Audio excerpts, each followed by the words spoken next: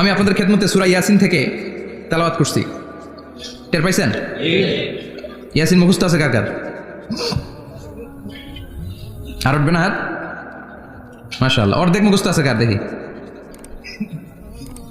আচ্ছা, প্রথম 5 আয়াত মুখস্থ আছে কার? আচ্ছা, এই সূরার নাম আজকে প্রথম শুনছেন কে কে? হাত তোলেন।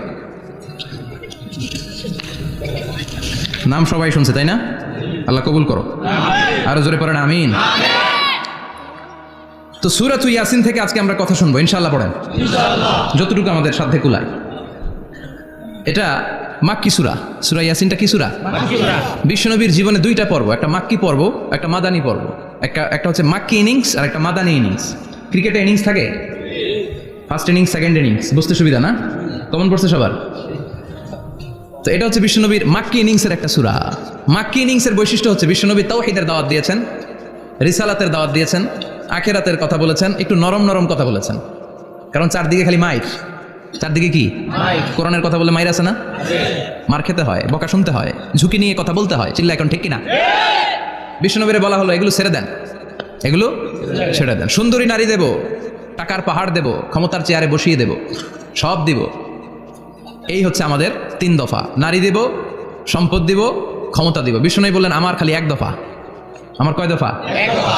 লা ওয়াদাউ আশ-শামসা ফি ইয়ামিনি, সূর্য যদি ডান হাতেও দাও, ওয়াল কামারা ফি ইয়াসারি, চন্দ্র যদি বাঁ হাতেও দাও, এই কালেমার দাওয়াত থেকে 1 হাতও আমার পিছনে নেওয়া যাবে না। চিল্লা এখন ঠিক কিনা? মুমিন কখনো ভয় পায় না, মুমিন কখনো পিছু হটে না, মুমিন স্ট্র্যাটেজি চেঞ্জ করে, মুমিন কৌশলী হয়। এই রাস্তা দিয়ে যাওয়া যায় না, বসে বসে কেঁদে লাভ নাই, রাস্তা আরেকটা খুঁজতে হবে, আরেকটা রাস্তা বানায় নিতে হবে। এটাই হচ্ছে মুমিনের বৈশিষ্ট্য। আল্লাহ তুমি বোঝার তৌফিক দাও।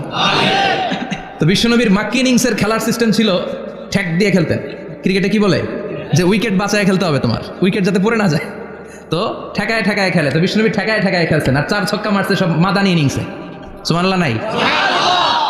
মাদানী ইনিংসে বিশ্বনবী গর্জে উঠলেন, জ্বলে উঠলেন আপন শক্তিতে। রবি না? তো বিশ্বনবী মাদানী ইনিংসে যেটা করেছেন সেটা হচ্ছে সমাজ সংস্কার করেছেন। He was a very good reformer of the society. As a father, as a husband, as a reformer of the society, as a lawgiver, as a lawmaker, as a commander, and as a messenger, Muhammad is the Superman of the world. স্বামী হিসেবে, বাবা হিসেবে, নেতা হিসেবে, নবী হিসেবে, সমাজ সংস্কারক হিসেবে, আইন প্রণেতা হিসেবে মুহাম্মদ হচ্ছেন এই পৃথিবীর জন্য সুপারম্যান। তার কোনো তুলনা হয় না, বিশ্বনবীর কোনো তুলনা হয় না। Beyondless, boundless, bottomless. তারা নিয়ে কথা বলতে গেলে সময় ফুরায় যাবে, মাইকের ব্যাটারি শেষ হয়ে যাবে, মাগার কথা শেষ হবে। এজন্য ওনার জীবনের ক্ষেত্রে বলা হয় বিয়ন্ডলেস, বাউন্ডলেস, বটমলেস। অসাধারণ ব্যক্তিত্ব, সুপার ক্যালিফ্রাজিলিস্টিক এক্সপিয়ালিডোসাস, অসাধারণ, যার কোনো তুলনা হয় না, এক্সেলেন্ট, আনপ্যারালাল। মাদানী জীবনে উনি সশস্ত্র সংগ্রাম করলেন, সংস্কার করলেন সমাজটাকে, সেনাবাহিনী বানালেন। তখন আর নরম নরম ভাবে খেলে নাই, গরম ভাবে খেলেছে। এটা হচ্ছে ইমানের দাবি। মুমিনরা কৌশলী হয়, যখন যে পরিস্থিতি, ওই পরিস্থিতির সাথে তাদের স্ট্র্যাটেজি তারা পাল্টায়। তো বিশ্বনবীর মাদানী ইনিংসে এই সূরা নাজিল হয়নি, হয়েছে মাক্কি ইনিংসে, মাক্কি সূরা।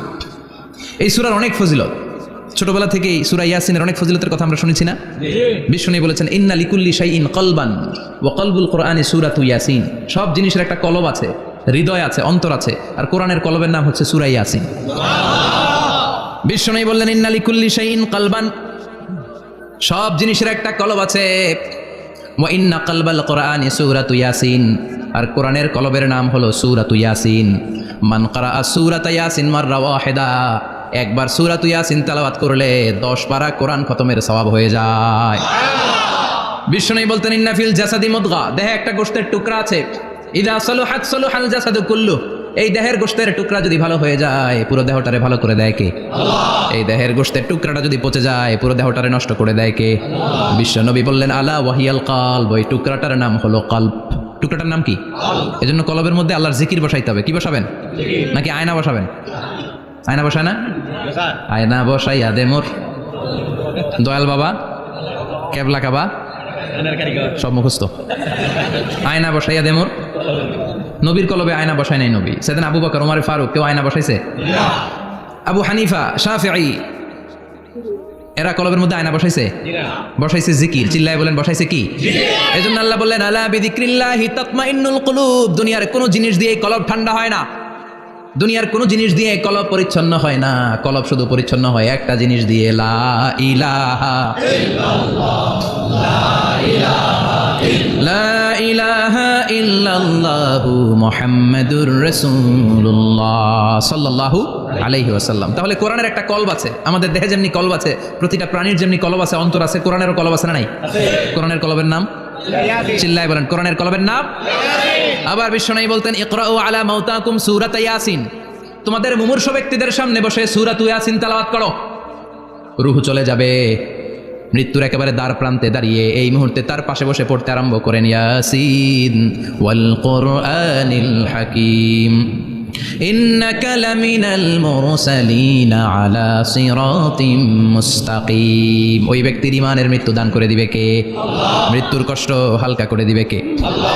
আবার বিশ্বনবী বলতেন রাত্রিবেলা যে ব্যক্তি একবার সূরাত ইয়াসিন তেলাওয়াত করে ঘুমাতে যায়, সকালবেলা নিষ্পাপ অবস্থায় তারে ঘুম থেকে জাগাবে কে? আল্লাহ। তাহলে এই সূরার মর্যাদা কম কম না বেশি বেশি? কলবুল কোরআন, এটা কোরআনের কলব, একবার পড়লে 10 পড়ার সওয়াব। আবার মুমূর্ষু ব্যক্তির সামনে বসে সূরা ইয়াসিন তেলাওয়াত করতে বলা হয়েছে, তাহলে মৃত্যুর কষ্টরে হালকা করে দেয় কে? আল্লাহ। আবার রাত্রিবেলা সূরা ইয়াসিন তেলাওয়াত করলে সকালবেলায় নিষ্পাপ বানায় দেয় কে? আল্লাহ। মনে থাকবে? কোরআনের কলবের নাম কি? ভুলে যাবেন না তো? বেশি বেশি তেলাওয়াত করতে রাজি আছেন? সকাল সন্ধ্যা তেলাওয়াত করবেন তো? সূরা ইয়াসিন ছাড়াও এই সূরার অনেকগুলো নাম তাফসীর গ্রন্থে পাওয়া যায়। এই সূরার একটা নাম হচ্ছে সূরাতুল কাদিয়া। সূরাতুল কাদিয়া তাকদি হাজাত কারিহা। যে এই সূরা তেলাওয়াত করে ওই তেলাওয়াতকারীর যে হাজত আছে, প্রয়োজন আছে, এই সূরার বরকতে আল্লাহ তার প্রয়োজন পূরণ করে দেয়। আমাদের জীবনে প্রয়োজন আছে না নাই? কার কাছে চাইবো? বিপদে পড়লে কারে বলবো? আমরা বিপদে পড়লে প্রথমে শেয়ার দেই ফেসবুকে। কোথায় শেয়ার? আগে শেয়ার দিব কার কাছে? মনে থাকবে? বিপদে পড়লে ফেসবুকে শেয়ার দিব না, বন্ধুরে শেয়ার করব না, বউয়ের কাছেও পরে শেয়ার করব, আগে শেয়ার করব কার কাছে? মনে থাকবে?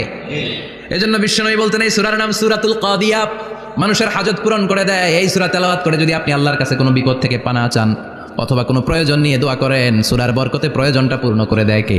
আল্লাহ। কেউ যেটা পারে না পারে কে? আল্লাহ। কেউ যেটা দেয় না দেয় কে? আল্লাহ। কেউ যেটা শোনে না শোনে কে? আল্লাহ। তাহলে পেলাম সূরাতুল কাদিয়া। আরেকটা নাম আছে সূরার, সেটা হচ্ছে সূরাতুল আযীমা, সুমহান সূরা। কি সূরা? সুমহান। আযীমা, এই আযীম আর আযীমা এই শব্দ দুইটা অনেক দামি, আল্লাহ যে কোনো জায়গায় ব্যবহার করেন নাই। বিশ্বনবীর চরিত্রের উপমা দিতে যে আল্লাহ আযীম শব্দ বলেছেন, তাই না? রব্বুল আলামিন বলেন ওয়া ইন্নাকা লাআলা খুলুকিন আযীম। ও নবী, সাধারণ কোন চরিত্র আপনারে আমি দেই নাই, আপনারে আমি দিয়েছি আযীম একটা চরিত্র, খুলুকুন আযীম, and verily indeed you are on a very good standard of character. অসাধারণ চরিত্র দিয়েছি। বিশ্বনবীর চরিত্র বুঝাতে যে আল্লাহ কি শব্দ ব্যবহার করেছেন? কথা বলে না, তাফসীর শিখে যেতে হবে। কোন শব্দ ব্যবহার করেছেন? আযীম। আবার আল্লাহ নিজের পরিচয় দিতে যে আযীম বলেছেন, ওয়ালা ইয়াউদুহু হিফযুহুমা ওয়া হুয়াল আলিয়্যুল আযীম। সুবহানাল্লাহ। আকাশ জমিনের নিয়ন্ত্রণ করতে যে আল্লাহ কখনো ক্লান্ত হয় নাকি? কারণ তিনি হচ্ছেন আল আলিয়্যুল আযীম। আল্লাহু আকবার। তার মানে নবীর চরিত্রের ক্ষেত্রে আযীম, আল্লাহর নিজের সত্তার ক্ষেত্রে আল্লাহ বললেন আযীম। আবার বললেন কিয়ামতের দিন গোটা পৃথিবীটারে আমি নাড়িয়ে দেব, গোটা পৃথিবীতে একটা আমি ভূমিকম্প দিব। এই কথাও কোরআনে আছে না নাই? ইযা জুলজিলাতিল আরদু জিলজালাহা আল কারিয়াতু মাল কারিয়া। পুরো পৃথিবী কাঁপিয়ে দিব। এই কাঁপাকাঁপিটা ওই দিনের ভূমিকম্পটা কি অন্যান্য সময়ের ভূমিকম্পের মতো হবে? এই ভূমিকম্পকে আল্লাহ বলেছেন আযীম। ইন্না জালজালাতাস সাআতি লা শাইউন আযীম। সেদিনের ভূমিকম্প সাধারণ কোনো আর্থকোয়েক নয়, সাধারণ ভাইব্রেশন না, এটা আযীম। আবার আল্লাহ কোরআনকেও আযীম বলেছেন, ওয়ালাকাদ আতাইনাকা সাবআম মিনাল মাসানি ওয়াল কুরআনাল আযীম। ও নবী, আমি আপনার নিত্য পাঠনীয় সপ্তবাক্য সূরাতুল ফাতিহা দিয়েছি, সাথে সাথে কোরআনে আযীম দান করেছি। সুবহানাল্লাহ। তার মানে কোরআনের ক্ষেত্রে আযীম, কিয়ামতের ভূমিকম্প এটা আযীম, আল্লাহ নিজেও আযীম, বিশ্বনবীর চরিত্র আবার এই সূরাটাও যেহেতু দামি, এজন্য এই সূরার নাম সূরাতুল আযীমা, সূরাতুল সুমহান সূরা। এটা যেন তেন সূরা নয়, এটা তো কোরআনের কলব। কলব ছাড়া মানুষ বাঁচে? হার্ট ফাউন্ডেশনে যেয়ে দেখবেন মানুষের কি অবস্থা। হৃদরোগ, হৃদয় যার নষ্ট, তার যে কত কষ্ট। এই যে কি পরানো লাগে এখন? রিং পরায়, এনজিওগ্রাম, এনজিওপ্লাস্টি করে আর্টারি ব্লক করে ফেলে। চর্বি, এত চর্বি আমরা খাই, এত গরুর গোশত আমরা খাই। মনে রাখবেন, যেই প্রাণীর পা বেশি ওটার ভিতরে কোলেস্টেরল বেশি। মাছের কয় পা? হ্যাঁ, নাই, এখানে নাই, মাছের পাটা নাই, কোলেস্টেরলও নাই। মুরগির কয় পা? জোরে বলতে হবে। তার মানে কিছু কোলেস্ট্রল আছে না নাই? গরুর কয় পা? কোলেস্ট্রল বেশি না কম? এইবার কোন চিংড়ির কয় পা? সবচেয়ে বেশি কোলেস্ট্রল কন্টেইন করে শ্রিম্প, প্রন, চিংড়ি। এজন্য এগুলো কম খাইতে হবে। তবে 40-এর আগে যারা আছেন ধুমায়া খান, 40-এর পরে এই যে মাটন, ল্যাম্প, ছাগলের গোশ, খাসির গোশ, চিংড়ি, এগুলো আপনার ডায়েট থেকে বাদ দিয়ে দিতে হবে। বুঝতে পেরেছেন? এজন্য এই সূরাটা যেন তেন সূরা নয়, এটা তো কোরআনের কলিজা, হার্ট, হৃদয়। এজন্য সূরাটা সূরাতুল আযীমা। সুবহানাল্লাহ পড়েন। তার মানে 1 নম্বরে পেলাম সূরাতুল কাদিয়াহ, 2 নম্বরে পেলাম সূরাতুল আযীমা, 3 নম্বরে এই সূরার আরেক নাম হলো সূরাতুল মুইম্মা। সূরাতুল মুইম্মা। মুইম্মার 2 অর্থ। এক অর্থ হচ্ছে এটার বরকতটা আম, সবার জন্য, যেই পড়ে সেই বরকত পায়, এজন্য মুইম্মা। আবার মুইম্মার আরেক অর্থ হচ্ছে যেই সূরা শত্রুকে অন্ধ করে দেয়। কি করে দেয়? এই সূরার প্রথম 9টা আয়াত যদি বিপদে পড়ে, শত্রুর কবলে পড়ে আপনি তেলাওয়াত করেন, শত্রুর চোখটারে অন্ধ করে দিবে কে? বিশ্বনবী মক্কা থেকে যখন মদিনায় যায়, হিজরতের সময় বিশ্বনবী সূরাতুল ইয়াসিনের প্রথম 9টা আয়াত তেলাওয়াত করলেন। তেলাওয়াত করে আল্লাহর নাম নিয়ে ঘর থেকে বের হলেন। আশেপাশে কাফেররা ঘুরে কিন্তু বিশ্বনবীরে দেখে না। সবাই খেলে এরকম এরকম করে, ডানে বায়ে হাতায় বিশ্বনবী সামনে দিয়ে যায়, কিন্তু কাফেরদের চোখ অন্ধ করে দিয়েছে কে? এজন্য কোরআন তেলাওয়াত করলে কাফেরদের চোখকে অন্ধ বানায় দেয় কে? এজন্য সূরার একটা নাম হচ্ছে সূরাতুল মুইম্মা। কি নাম? অন্ধ করে দেয়। তাফসিরে কুরতুবির মুসান্নিফ ইমাম আল কুরতুবি, উনাকে জালিম বাদশা বন্দী করেছিল। ওনার তাফসিরে এসেছে উনি শক্তিশালী লোক ছিলেন, জেলখানা ভেঙে বাঁচার জন্য দিছে দৌড়। উনারেও ধরার জন্য জালিম বাদশার সৈনিকেরা ঘোড়া নিয়ে রওনা হয়েছে। উনিও দৌড়ায়, ঘোড়াও পেছন থেকে আসে। ওমিয়া মানুষ কি ঘোড়ার দৌড়ের সাথে পারে? উনি হাঁটতে হাঁটতে হয়রান হয়ে এক বালুর ময়দানে যে ধপাস করে পড়েছেন। ওরাও ঘোড়া দিয়ে এসে নেমেছে, কিন্তু আজীব তামাশা, উনি বালুতে ধপাস করে পড়েই সূরাতুল ইয়াসিনের প্রথম 9 আয়াত তেলাওয়াত করতে শুরু করেছেন। ওরা নিচে নেমে ডানে বায়ে সামনে পিছনে খালি খুঁজে কিন্তু দেখে না, সামনে কিন্তু বসা। ওদের চোখটা অন্ধ করে দিছে কে? বিশ্বাস হয়? ঈমান হয়? এজন্য বিপদে পড়লে সূরাতুল ইয়াসিনের প্রথম 9 আয়াত পড়তে রাজি আছেন? আল্লাহ তুমি তৌফিক দাও। আরো জোরে পড়েন আমিন।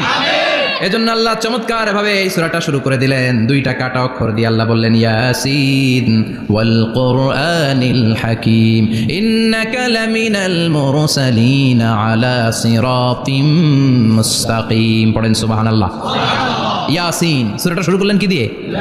এটা কি কোনো বাক্য? এটা কি কোনো শব্দ? এটা কি অক্ষর? 2টা। প্রথম অক্ষরের নাম, দ্বিতীয়টা আওয়াজ করে বলেন। প্রথম অক্ষরটার নাম, দ্বিতীয়টা। খুব চমৎকার না? বাক্য দিয়ে এই সূরাটা শুরু করে নাই। যেমন ইদা জুলজিলাতিল আরদু জিলজালাহা, এই সূরার প্রথম আয়াত, এটা একটা বাক্য না? জি। আচ্ছা। ওয়াদ-দুহা ওয়াল-লাইলি ইদা সাজা, বাক্য না? জি। কিন্তু ইয়াসিন এটা কি কোনো বাক্য? না। এটা কি কোনো শব্দ? না, এটা কাটা 2টা অক্ষর। সুবহানাল্লাহ পড়েন। আল্লাহ 114টা সূরার প্রায় 29টা সূরা এরকম কাটা কাটা অক্ষর দিয়ে শুরু করেছেন। সুবহানাল্লাহ নাই? এই 29টা সূরা কখন আল্লাহ একটা অক্ষর দিয়ে শুরু করেছেন, কখনো 2টা অক্ষর দিয়ে, কখনো 3টা দিয়ে, কখনো 4টা দিয়ে, কখনো 5টা দিয়ে। একটা অক্ষর দিয়ে আল্লাহ কোরআনের সূরা শুরু করেছেন। এরকম একটা সূরা বলেন। নুন ওয়াল কলামি ওয়া মা ইয়াসতুরুন। নুন, নুন দিয়ে সূরা শুরু হয়ে গেছে। তারপরে কফ, এক অক্ষর দিয়ে সূরা শুরু হয়ে গেছে। সুবহানাল্লাহ পড়েন। সুবহানাল্লাহ। এবার বলেন 2 অক্ষর দিয়ে সূরা শুরু হয়েছে এরকম সূরা বলেন। আমিন। এত দূরে যান কেন? এটা আছে না নাই? ইয়াসিন। সুবহানাল্লাহ পড়েন। ইয়াসিন 2 অক্ষর দিয়ে। তারপরে হামিম। এবার 3 অক্ষর দিয়ে আল্লাহ সূরা শুরু করছেন এরকম। আলিফ লাম তাসিন মিম। আল্লাহু আকবার। আবার 4টা অক্ষর দিয়ে সূরা শুরু হয়েছে এরকম আছে না নাই? আবেশার কোন? আলিফ লাম মিম র, আলিফ লাম মিম সাদ, আছে না নাই? আবার 5টা কাটা অক্ষর দিয়ে সূরা শুরু হয়েছে এরকম সূরাও আছে না নাই? সূরা মারিয়ামের শুরুতে কি আছে? কাফ হা ইয়া আইন সাদ। সুবহানাল্লাহ পড়েন। এরকম প্রায় 29টা সূরা আল্লাহ কাটা কাটা অক্ষর দিয়ে শুরু করেছেন। কোনো বাক্য দিয়ে নয়, কোনো শব্দ দিয়ে নয়। কি দিয়ে? হারফ দিয়ে। হারফ, এই হারফগুলোরে বলে হুরুফ আত-তাহাজ্জি বা হুরুফ আল মুকাত্তাআত, কাটা কাটা অক্ষর। মনে রাখবেন কোরআনের আয়াতগুলো 2 ভাগে বিভক্ত, একটা মুহকাম, একটা মুতাশাবিহ। মুহকাম মানে যেগুলোর অর্থ আমরা জানি, যেগুলোর ব্যাখ্যা আমরা জানি, যেটা ইন্টারপ্রিটেশন, এক্সপ্লেনেশন আমাদের জানা আছে। আর মুতাশাবিহ আমরা অর্থ জানি না, আমরা ব্যাখ্যা জানি না, এটা দিয়ে আসলে কি বুঝাইছে আমরা কেউ জানে না। জানে একজন, চিল্লায় বলেন তিনি কে? আল্লাহ বলেন ওয়া ইন কুনতুম ফি রাইবিম মিম্মা নাযালনা আলা আবদিনা ফাআতু বিসূরাতিন মিন মিসলিহি ওয়াদউ শুহাদাআকুম মিন দুনিল্লাহি ইন কুনতুম সাদিকিন। আল্লাহ বললেন ও জাহেলি যুগের লোকেরা, শোনো শোনো, এত আরবি কবিতা বানাতে পারো, এত গল্প লিখতে পারো, আরবিতে এত নোবেল বানাতে পারো, উপন্যাস বানাতে পারো, আর্টিকেল লিখতে পারো, আমার নবীর উপর যে কোরআন আমি নাজিল করেছি, এই কোরআনের ব্যাপারে অন্তরে যদি কোনো সন্দেহ থাকে, বাপের বেটা হলে পারলে কোরআনের মতো একটা সূরা বানিয়ে নিয়ে আসো। পারছে? কিয়ামত পর্যন্ত কেউ পারবে? বিশ্বনবী যেই জামানাতে এসেছিলেন ওই জামানায় আরবি ভাষা সাহিত্যের উৎকর্ষতা সাধিত হয়েছিল। আরবি ভাষার এতটা উৎকর্ষ পৃথিবী কখনো দেখে নাই। কবিতা, গদ্য, পদ্য, গল্প, উপন্যাস, রচনা, প্রবন্ধ, আর্টিকেলের সয়লাভ। এই ভাষা সাহিত্যিকদের চোখে আঙ্গুল দিয়ে আল্লাহ বুঝাতে চাইলেন, এত অর্থ করতে পারো, এত ব্যাখ্যা জানো, এত বড় বড় বুলিয়া ওড়াও, এত কিছু তুমি জানো, তাহলে বলো ইয়াসিন অর্থ কি? সুবহানাল্লাহ কইবেন না? তাইলে বল নুন অর্থ কি, কফ মানে কি, আলিফ লাম রা মানে কি, ফাবুহিতাল্লাযী কাফার। কেউ জানে না, কেউ উত্তর দিতে পারে না। কোন সুবহানাল্লাহ। এটা কোরআনের মুজিজা, এটার অর্থ কেউ জানে না।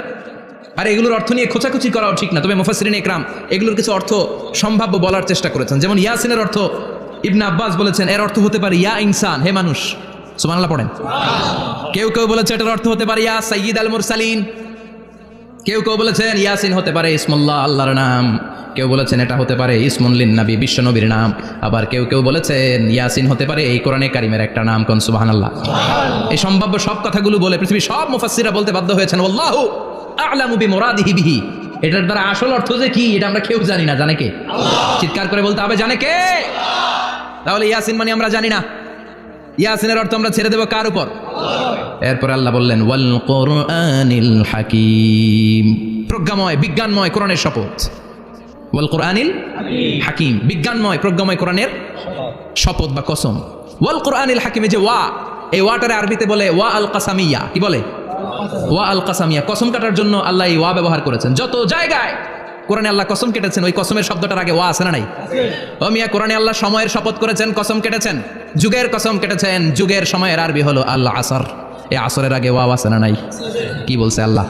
ওয়াল আসর, ওয়াল। আবার তিন ফলের কসম আল্লাহ কোরআনে কেটেছেন। কি বলেছেন? ওয়াত তিন, মানে তিনের কসম। জাইতুনের কসম কেটেছেন, বলেছেন ওয়াজ জাইতুন।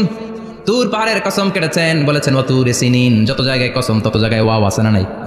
পাহাড়ের নামে কসম কেটেছেন, আল্লাহ বলেছেন ওয়া তুর। সূর্যের নামে কসম কেটেছেন, আল্লাহ বলেছেন ওয়া শামসি ওয়া দুহাহা। সুবহানাল্লাহ কইবেন না? ফজরের নামে কসম কেটেছেন, কি বলেছেন? ওয়াল ফাজর। জিলহজ মাসের প্রথম 10 রাতের কসম কেটেছেন, কি বলেছেন? ওয়া লায়ালিন আশর। জোর আর বেজরের কসম কেটেছেন, আল্লাহ বলেছেন ওয়া শাফাঈ ওয়াল ওয়াতর। সূরা ইয়াসিনে কাটা কাটা দুইটা অক্ষরের পরে রব্বুল আলামিন কোরআনের কসম কেটেছেন। এজন্য আল্লাহ বলেছেন ইয়াসিন ওয়াল কোরআনিল হাকিম। ইয়াসিন ওয়াল কোরআনিল হাকিম, প্রজ্ঞাময় বিজ্ঞানময় কোরআনের শপথ। কোরআনের মধ্যে বিজ্ঞান আছে না নাই? বেশি না কম? বিশ্বাস হয় না? নাস্তিকদের কথা বিশ্বাস হয়? নাস্তিকরা বলে কোরআনের মধ্যে বিজ্ঞান নাই, কোরআনের মধ্যে সায়েন্স নাই, কোরআনের ভেতরে টেকনোলজি নাই। কিন্তু কোরআন বলে এমন কিছু নাই, মানুষের প্রয়োজনীয় এমন কিছু নাই যেটা আমার ভিতরে নাই। আল্লাহু আকবার। আল্লাহ বললেন মা ফাররাতনা ফিল কিতাবি মিন শাই, কিতাবের মধ্যে আমি কিছু বাদ রেখে দেই নাই। ইতিহাসের কথা বলেছি, পাতালপুরীর কথা বলেছি, ঊর্ধ্ব জগতের কথা বলেছি, মহাকাশের কথা বলেছি, cosmology, astrology, geology, zoology, botany, human anatomy, embryology, সব কিছুর কথা কোরআনের মধ্যে দিয়েছে কে? কোরআনের ভেতরে মানুষের কথা আছে না নাই? কোরআনের মধ্যে গাভীর কথা আছে না নাই? গাভীর কথাও আছে। কই আছে? হ্যাঁ, সূরাতুল গাভীর সূরা। সুবহানাল্লাহ কইবেন না? মানুষের কথা আছে সূরাতুল ইনসান, জিনদের কথা আছে সূরাতুল জিন, মাকড়সার কথা আছে সূরাতুল আনকাবুত, মৌমাছির কথা আছে সূরাতুন নাহাল। মৌমাছির কথা বলেছেন, দুধের কথা বলেছেন, প্রাণীর কথা বলেছেন, খাদ্যের কথা বলেছেন, মানুষের দেহ বৈশিষ্ট্যের কথাও বলেছেন। চিৎকার করে পড়েন আল্লাহু আকবার। আল্লাহ বললেন ওয়া আওহা রাব্বুকা ইলান নাহলি আনিত্তাখিযি মিনাল জিবালি বুয়ুতাও ওয়া মিনাশ শাজারি ওয়া মিম্মা ইয়ারিশুন। সুবহানাল্লাহ পড়েন। ওয়া আওহা রাব্বুকা ইলান নাহল, আল্লাহ মৌমাছির কাছে সিক্রেট মেসেজ পাঠিয়েছেন। সুবহানাল্লাহ পড়েন। ওহীকে আরবিতে বলে সিক্রেট মেসেজ। সায়েন্টিফিক আলোচনা শুরু হইতেছে, মনোযোগ আছে না গেছে? জিমানি ধরছে? হ্যাঁ, মনোযোগ আছে না গেছে? তাকবীর দেওয়া যাবে? জোরে না আসতে? শুরুতে বিবাহিতরা দেন, এরপরে অবিবাহিতরা দেন, এরপরে সবাই মিলে দেন। বিবাহিত কারা কারা দেখি?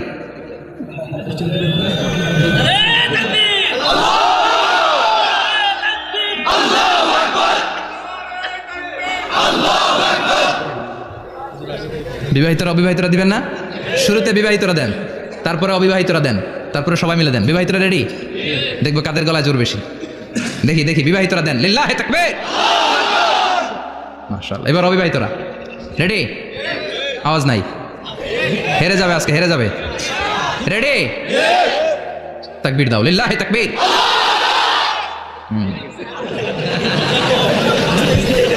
ইয়াংদের পারফরমেন্সই আলাদা, আওয়াজ বেশি। এবার সবাই মিলে তিনটা, লিল্লাহি তাকবীর, লিল্লাহি তাকবীর, লিল্লাহি তাকবীর। আল্লাহ মৌমাছিকে ওহী করেছেন, কি করেছে দেখেন। ওয়াল কুরআনিল হাকিম, আল্লাহ যে বললেন শেষ হবে না এই কথা। ওয়াল কুরআনিল হাকিম, বিজ্ঞানময় কোরআনের শপথ, প্রজ্ঞাময় কোরআনের শপথ। বিশ্বনবী বলেন লা তুহসা আজাইবুহু, কোরআনের আশ্চর্যান্বিতার কোনো শেষ নাই।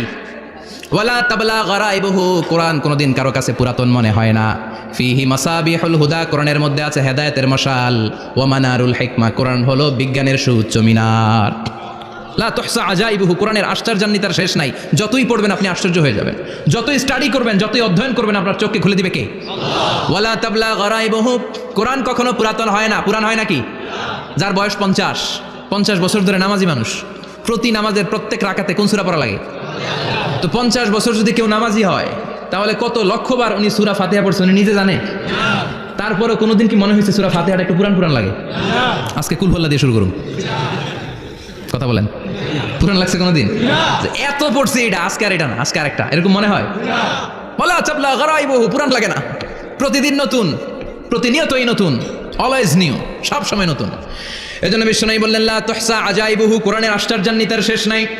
ওয়ালা তাবলা গারাইবুহু, কোরআন কখনো পুরাতন হয় না। ফিহি মাসাবিহুল হুদা, কোরআনের মধ্যে আছে হেদায়েতের মশাল। ওয়া মানারুল হিকমা, কোরআন হলো বিজ্ঞানের সুউচ্চ মিনার। সুবহানাল্লাহ। আল্লাহ বললেন ওয়া আওহা রাব্বুকা ইলান নাহাল, আমি মৌমাছির কাছে মেসেজ দিলাম, সিক্রেট মেসেজ। আনিত্তাখিযি মিনাল জিবালি বুয়ুতা, তোমরা পাহাড়ের মধ্যে তোমাদের বাড়ি বানাও, মৌচাক বানাও। ওমিনা সাজার, গাছের মগ ডালে, বড় বড় ডালে তোমরা বাসা বানাও। ওয়ামিম্মা ইয়ারিশুন, উঁচু উঁচু জায়গায় মৌচাক বানাও, যাতে করে গ্রামের ছোট্ট ছেলেরা ঢিল মারতে না পারে। কোন সুবহানাল্লাহ। মৌমাছির আল্লাহ শিখাই দিছে। নিচু জায়গায় কোনোদিন মৌমাছির বাসা দেখবেন? নিচু জায়গায় সহজে নাগাল পাওয়া যায়, ধরা যায়। কথা কোন? ডাল বেয়ে মগ ডালে ওঠা লাগে মধু খাইতে চাইলে। চিল্লায় বলেন ঠিক কিনা? আল্লাহ সিক্রেট মেসেজ দিলেন আর বললেন আনিত্তাখিযি। আলেম যারা আছেন বলেন তো, ইত্তাখিযি এটা কি মুজাক্কারের সিগা না মুয়ান্নাসের সিগা? কথা কইতে হবে, কেউ নাই এটার উত্তর দেওয়ার মতো। মুয়ান্নাস, মাশাআল্লাহ, এটা স্ত্রীবাচক শব্দ। আল্লাহ মৌমাছিকে যে মেসেজ করছে পুরুষ মৌমাছিরে কয় নাই, এটা নারী মৌমাছিরে কইছে। চিল্লা এখন সুবহানাল্লাহ। এখন গবেষণা করে দেখা গিয়েছে, কার্ল ভন ফ্রিচ, একজন অস্ট্রিয়ান বিজ্ঞানী, উনি এটা নিয়ে গবেষণা করে 73 সালে 1973 নোবেল পেয়ে গেছে। এই আয়াতের উপর গবেষণা করে আল্লাহ কেমন করে সিক্রেট মেসেজ দিয়েছেন, কেমন করে মৌমাছি মৌচাকের বাসা বাঁধে, কেমন করে মধু আহরিত হয়, এটার উপর গবেষণা করে উনি একটা বই লিখেছেন, দ্য ডান্সিং বিজ। নেচে যাওয়া মৌমাছিগুলো, নাচতে নাচতে যেতে থাকা মৌমাছিগুলোর উপর একটা বই লিখে, দ্য ডান্সিং বিজ লিখে উনি নোবেল প্রাইজ পেয়েছেন এই মধুর উপরে। চিল্লায় পড়েন আল্লাহু আকবার। এখন কোরআনের আয়াত থেকে বোঝা গেল আনিত্তাখিযি মিনাল জিবালি বুয়ুতা, আল্লাহ নারী মৌমাছিকে বলেছেন মৌচাক বানাও, তোমাদের মধু রাখার জন্য বাসা বানাও। কার্ল ভন ফ্রিচ গবেষণা করে পেয়েছে মৌচাকের বাসা বানানো হয়, মধু আহরণ করা হয়। যেই মৌমাছিটা নেতৃত্ব দেয় এটা পুরুষ মৌমাছি নয়, এটা হলো মহিলা মৌমাছি। কোন সুবহানাল্লাহ। পুরো মৌচাকের মধ্যে মধু আহরণ, মধু নেওয়া, পুরো প্রসিডিউরটা সারার জন্য কোনো পুরুষ মৌমাছি লিডিং দেয় না, লিডিং দেয় একটা নারী মৌমাছি, স্ত্রী মৌমাছি। এজন্য ইত্তাখিয, ম্যাসকুলিন জেন্ডার ইউজ না করে আল্লাহ বলেছেন ইত্তাখিযি, নারী মৌমাছিকে আল্লাহ অ্যাড্রেস করে বলেছেন যাও মৌচাক বানাও আর এটার মধ্যে মধু আহরণ করো। চিল্লায় পড়েন আল্লাহু আকবার। আল্লাহ বললেন ইত্তাখিযি মিনাল জিবালি বুয়ুতা, পাহাড়ের মধ্যে ঘর বানাও। ওমিনাস সাজার, গাছের বড় ডালের মধ্যে ঘর বানাও। ওয়ামিম্মা ইয়ারিশুন, উঁচু উঁচু জায়গায় ঘর বানাও। উনি গবেষণা করে পেয়েছেন এই মধুর মধ্যে অসাধারণ কিছু ন্যাচারাল অ্যান্টিসেপটিক আছে। কি আছে? Natural antiseptic. এটার নাম হচ্ছে প্রপিলিস। প্রপিলিস নামে একটা লিকুইড পাওয়া যায় মৌচাকের মধ্যে। এটা কাটা জায়গায় লাগা দিলে স্যাভলন, ডেটল কিছু লাগানো লাগবে না। ওই প্রপিলিসের কারণে আপনার কাটা জায়গা এমনি শুকিয়ে যাবে। সুবহানাল্লাহ পড়েন। দ্বিতীয় বিশ্বযুদ্ধে রাশিয়ান যত সৈনিকরা যুদ্ধে আহত হতো, ওরা আলাদা করে অ্যান্টিসেপটিক খাইতো না, ওরা মধু আইনা লাগাই দিত আর সুস্থ হয়ে যেত। সুবহানাল্লাহ পড়েন। নিউজিল্যান্ডের কিছু বিজ্ঞানীরা আবিষ্কার করেছে মৌমাছির হুলের ভিতরে রেমেটিক ফিভারের অ্যান্টিবায়োটিক আছে। অনেকের বাত জ্বর হয়, বাতের ব্যথা থাকে না? থাকে, মুরব্বীদের বেশি হয়। ওই জায়গার মধ্যে যদি আপনি মৌমাছি এনে ঢুকাই দিতে পারেন, মৌমাছির হুল লাগাই দিতে পারেন, ভালো হয়ে যাবে। মৌমাছি যখন হুল ফুটে আরাম লাগে না অনেক? খাইছেন? কেমন খাইছেন? হ্যাঁ, মজা লাগে। তো নিউজিল্যান্ডের এই গবেষকরা এরা আবিষ্কার করেছে যে মৌমাছি যদি হুল ফুটিয়ে দেয় ওইখানে বাতের ব্যথা থাকলে বেদনা থাকলে এটা ভালো হয়ে যাবে। আমি নিজে দেখেছি বিবিসি একটা ডকুমেন্টারি, ইজিপশিয়ান একজন ফিজিশিয়ান চিকিৎসক, উনি ওনার বাতের ব্যথায় আক্রান্ত যত রুগীরা আছে ওদের গায়ের মধ্যে মৌমাছি এনে এনে নিজে নিজে হুল ফুটায়, রুগী চিৎকার মারে ও মাগো ও আল্লাগো, কিন্তু একদিন পরে ব্যথা নাই, আর কয় ভালো হয়ে গেছি। সুবহানাল্লাহ কবেন না? তো এই জন্য এই কার্ল বন ফ্রিজ 1973-তে দ্য ডান্সিং বিজ লেখে গোটা বিশ্বকে তাক লাগিয়ে দিয়েছে। তার গবেষণার প্রতিটি পয়েন্ট কোরআনের আয়াতের সাথে মিলে যায়। চিৎকার করে পড়েন আল্লাহু আকবার। এই যে আমরা মধু খাই, এই মৌচাকের ভেতরে অন অ্যান অ্যাভারেজ অ্যারাউন্ড 60,000 মৌমাছি থাকে। 3 ভাগে, একটা হচ্ছে কুইন বি, একটা মেল বি, আর একটা হচ্ছে ওয়ার্কার বি। একটা থাকে রানী মৌমাছি, এর নেতৃত্বে সবাই চলে। আর একটা থাকে মেল বি, পুরুষ মৌমাছি, বংশ বাড়ানোর জন্য এদের কাজে লাগে। আর সব হচ্ছে ওয়ার্কার বি, সবাই কাজ করে। আল্লাহ বললেন সুম্মা কুলি মিন কুল্লি সামারাত ফাসলুকি সুবুলা রাব্বিকি যুলুলা। আল্লাহ সিক্রেট মেসেজ দিয়ে বললেন গাছের উপরে বাসাবাদ, পাহাড়ের উপরে মৌচাকের বাসাবাদ, উঁচু উঁচু জায়গায় তোমরা তোমাদের বাসা বাঁধো। সুম্মা কুলি মিন কুল্লি সামারাত, এরপর এলাকার যত মিষ্টি মিষ্টি ফুল আছে ফল আছে ওখান থেকে রস নিয়ে আসো। সুবহানাল্লাহ। পুষ্প রস সংগ্রহ করে মধুগুলো, এটার বলে sweet nectar. They collect the sweet nectar from the flowers. এবং মধুর মধ্যে এত চমৎকার জিনিস থাকার কারণ হচ্ছে মৌমাছিগুলো ওই এলাকার সব ধরনের ফুল, ভালো ভালো সুগন্ধযুক্ত ফুল ফল থেকে রস নিয়ে আসে। তো ওই গাছগুলোর মধ্যে বনাজি গাছ আছে না নাই? ঔষধি গাছ আছে না নাই? এজন্য মধুরে বলা হয় সব রোগের ঔষধ। যত বনাজি ঔষধি গাছের নির্যাস আর পুষ্প রস আছে সব আল্লাহ মধুর ভিতরে ঢুকায়া মধুকে আল্লাহ ন্যাচারাল ভ্যাকসিন বানিয়ে দিয়েছেন। চিল্লায় পড়েন আল্লাহু আকবার। আল্লাহ বললেন সুম্মা কুলি মিন কুল্লি সামারাত, সব ফল আর ফুল থেকেই নেকটার পুষ্পরস নিয়ে আসো। ফাসলুকি সুবুলা রাব্বিকি যুলুলা, যেমন যেমন গিয়েছিলা পথ চিনায় আবার ফিরে আসো। ইয়াখরুজু মিন বুতুনিহা শারাব, এরপর তাদের পেট থেকে বের হয় শারাব মুখতালিফুন আলওয়ানু, এক একটা মধুর কালার হয়ে যায় এক এক রকম। কোন সুবহানাল্লাহ। সরষে ফুলের মধু একটু সাদা সাদা হয় না? আমি হচ্ছি মধু খাওয়ার পোক। আমি দেশে বিদেশে যেখানে গিয়েছি ফ্রেশ হানি আমি অনেক খুঁজেছি। ইয়ামানি একটা মধু পাওয়া যায়, ইয়ামানের সাওয়াহিলি এলাকায়, পাহাড়ি এলাকায়, একেবারে কুচকুচে কালো। আবার অনেক মধু আছে কিছুটা খয়েরি এবং হলুদ বর্ণের, কিন্তু সরষে ফুলের যে মধুটা এটা অনেকটা সাদা। এই পুষ্পরস নিয়ে মৌমাছিগুলো মৌচাকের মধ্যে ঢেলে দেয় না, এগুলো খেয়ে ফেলে। প্রত্যেকটা মৌমাছির পেটের ভেতরে আল্লাহ 2টা করে স্টোমাক দিয়েছে, পাকস্থলী। সুবহানাল্লাহ পড়ে। এটাই Karl von Frisch the Dancing Bees বইয়ের মধ্যে লিখেছে গবেষণায়, যে 2টা পাকস্থলী। একটা পাকস্থলী দিয়ে মৌমাছি খায়, নিজে খেয়ে বাঁচে, আর একটা পাকস্থলী দিয়ে এই ফ্লাওয়ার নেক্টার পুষ্পরস সংগ্রহ করে ওই পাকস্থলীতে রাখে। ওই পাকস্থলীর ভেতরে আল্লাহ একটা ন্যাচারাল এনজাইম দিয়েছেন, ওই এনজাইমের সাথে ওই পুষ্পরসটা মিক্সড হয়। তারপরে আরেকটা টিউব আছে, ওই টিউব দিয়ে মৌমাছি যে সে বাসার মধ্যে মৌমাছি যে যে সেখানে সাপ্লাই করে দিয়ে আসে, মধু ঢুকিয়ে দিয়ে আসে। চিল্লায় পড়েন সুবহানাল্লাহ। তার মানে বিষয়টা এমন না ফুলের রস নিয়ে মৌচাকের দিয়ে আসলো, ফুলের রস সে নেয়, তার স্পেশাল একটা স্টোমাকের মধ্যে ঢুকায়, সেখানে এনজাইম দিয়ে পাচক রস দিয়ে আল্লাহ এটাকে সমৃদ্ধ করে দেয়। তারপর আলাদা একটা নল দিয়ে টিউব দিয়ে মৌচাকের ভেতরে ঢুকিয়ে দেয়। কোন সুবহানাল্লাহ। কি অসাধারণ পদ্ধতিতে আল্লাহ মধু বানালেন। আর কি সুন্দর মধু হাতের মধ্যে লয়া জিব্বা দিয়া চাটে আর গান গায়, মধু হই হই বিষা বাইলা। আছে না নাই? আল্লাহ শুকরিয়া নাই? মধু খায় আর গান গায়, মধু হই হই বিষা বাইলা, অনহারণে ভালোবাসার দাম নদিলা। আছে না নাই? ডাকাই। তাই মধু খেয়ে শুকরিয়া করতে হবে কার? বসো, চিৎকার করে বলেন শুকরিয়া করতে হবে কার? আল্লাহ বললেন ইয়াখরুজু মিন বুতুনিহা, এটা মধু সরাসরি চলে আসে না, ওর পেট থেকে বের হয়। মুখতালিফুন আলওয়ানুহু, বিভিন্ন রঙের মধু আছে না নাই? ব্ল্যাক কালারের মধু হয়, হোয়াইট হানি হয়, অর্গানিক হানি হয়, ক্রিমড হানি হয়। কত ধরনের মধু যে আল্লাহ পৃথিবীতে রেখেছে তার ইয়ত্তা নাই। এরপর আল্লাহ বললেন ফিহি শিফাউন লিন্নাস, মধুর ভিতরে শিফা দিয়েছে কে? এজন্য বিশ্বনবীর খাদ্য তালিকার মধ্যে মধু আছে না নাই? বিশ্বনবী সুগন্ধযুক্ত ওলা মধু খেতেন, দুর্গন্ধযুক্ত ওলা কোনো মধু মুখে নিতেন না। সুবহানাল্লাহ। বিশ্বনবীর জামানায় মাগাফির নামে একটা মধু ছিল, দুর্গন্ধযুক্ত, এটা কখনো বিশ্বনবী মুখে নিতে চাইতেন না। সুগন্ধযুক্ত মধু সবসময় বিশ্বনবী খেতেন। বিশ্বনবীর স্ত্রীরা এই সুগন্ধিযুক্ত মধু বোতলের মধ্যে প্রিজার্ভ করে রাখতেন বিশ্বনবীকে দেওয়ার জন্য। বিশ্বনবী প্রাণ ভরে এগুলো পান করতেন। সুবহানাল্লাহ। বিশ্বনবী যে সমস্ত খাদ্যগুলো পছন্দ করতেন হাদিসে এসেছে, বিশ্বনবী রুটি খেতেন, খেজুর খেতেন, খেজুর, খেজুর চিনেন? বালাহ, তামার, দুধ খেতেন, এই মধু খেতেন, জব খেতেন, বার্লি খেতেন, লাউ খেতেন, রুম্মান, ডালিম ফল, আনার ফল, আনার চিনেন? আনার, এই আনার খেতে পছন্দ করতেন বিশ্বনবী। মাশরুম খেতেন, মাশরুম, মাশরুম চিনেন? ব্যাঙের ছাতার মতো। রেস্টুরেন্টে ইদানিং মাশরুমের স্যুপ পাওয়া যায়, এটা খাবেন। যাদের চোখের জ্যোতিতে সমস্যা, দৃষ্টিতে সমস্যা খাবেন। হাদিসে এসেছে আল কামআতু মিনাল মান ওয়া মাউহা শিফাউন লিল আইন। মাশরুম হলো মান্না সালোয়ার মতো খাবার। মাশরুমের স্যুপ যারা খাবে, চোখের জ্যোতি যাদের কম তাদের চোখের জ্যোতি বাড়িয়ে দিবে কে? বুখারীর বর্ণনা, কানা রাসূলুল্লাহ ইউহিব্বুল হালাওয়া ওয়াল আসাল, বিশ্বনবী মিষ্টান্ন খেতে বড় পছন্দ করতেন, আবার বিশ্বনবী বেশি বেশি মধু খেতে পছন্দ করতেন। সুবহানাল্লাহ। কোরআনে দুইটা জিনিসের ক্ষেত্রে আল্লাহ শিফা যোগ করেছেন, যে দুইটা জিনিসের সাথে সম্পৃক্ত হলে শিফা। এক হচ্ছে কোরআন পড়লে শিফা, অনুনাজ্জিলু মিনাল কোরআনি মা হুয়া। আবার কোরআনে এই আয়াতের ক্ষেত্রে বলা হয়েছে শিফা ফিহি শিফাউন লিন্নাস। এজন্য সাইয়েদনা ইবনে মাসউদ এই উম্মাকে উদ্দেশ্য করে বলেছেন আলাইকুম বিশিফাইন, তোমাদের উচিত দুইটা জিনিস থেকে শিফা নেওয়া। এক হলো কোরআন, দুই হলো আসাল মানে মধু। কোন সুবহানাল্লাহ। কোরআন তেলাওয়াত করলে অসুস্থরে সুস্থ করে দেয় কে? সূরা ফাতিহা তেলাওয়াত করলে অসুস্থকে সুস্থ বানিয়ে দেয় কে? আবার মধু খেলে সুস্থ বানিয়ে দেয় কে? মধু খেয়ে প্রশংসা করবেন কার? নাকি মধু হই হই বিষাবাইলা বলবেন এগুলো কখনো? খাঁটি মধু খেতে হবে। খাঁটি মধু চিনার উপায় হচ্ছে এটাতে পিঁপড়া জমে না, এটা ফ্রিজে রাখলে জমাট বাঁধে না, এটাতে দুর্গন্ধ হয় না। এক গ্লাস পানির মধ্যে এক ড্রপ মধু ছেলে দিলে এটা পানির সাথে না মিশে একেবারে নিচে চলে যায়। খাঁটি মধু খেতে হবে। তাহলে ফিহি শিফাউন লিন্নাস। কত কিছু দিয়ে জানলে এটাকে সমৃদ্ধ করেছেন। এটার মধ্যে গ্লুকোজ আছে, এটার মধ্যে সুক্রোজ আছে, ফ্রুক্টোজ আছে, প্রোটিন আছে, মিনারেলস আছে, ক্যালসিয়াম আছে, ভিটামিন আছে। খাইলে শরীর গরম হয়ে যায়। সুবহানাল্লাহ। এজন্য শীতকালে বেশি বেশি খাবেন, জাম্পার লাগবে না। শীতকালে মধু খেয়ে রাত্রেবেলায় বের হবেন, আর মাফলার পেঁচিয়ে বেরোয়া লাগবে না। সুবহানাল্লাহ পড়েন। তার মানে আল্লাহ বললেন ইয়াসিন ওয়াল কোরআনিল হাকিম, প্রজ্ঞাময় বিজ্ঞানময় কোরআনের কসম। কোরআনের ভেতরে বিজ্ঞান আছে না নাই?